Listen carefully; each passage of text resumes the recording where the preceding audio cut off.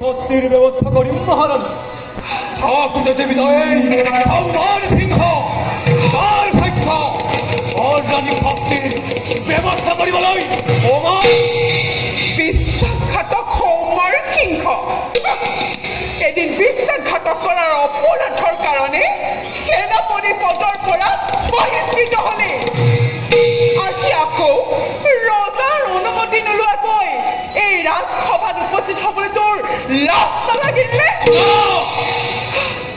না মহারানী, মহারাজক সতর্ক করে দেবার কারণে আজ মই উপস্থিত হয়েছি এই রাজসভার মাজত। চাই থাকা রানী, তোমার কারণে এদিন এই উত্তান রাজ্য শ্মশানত হব এই তোমার নিচিনা দেহদ্ৰোহী অগ্নিদ্ৰোহী নহয় ৰাণী।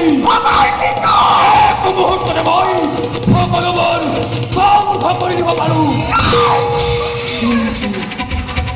মহাৰাজৰ আজ্ঞাবাসী মই বৰৰাণী, ভয় নাই বৰৰাণী, আজিৰ পৰা আপোনাৰ দায়িত্বভাৰ মই কৰিলো গ্ৰহণ।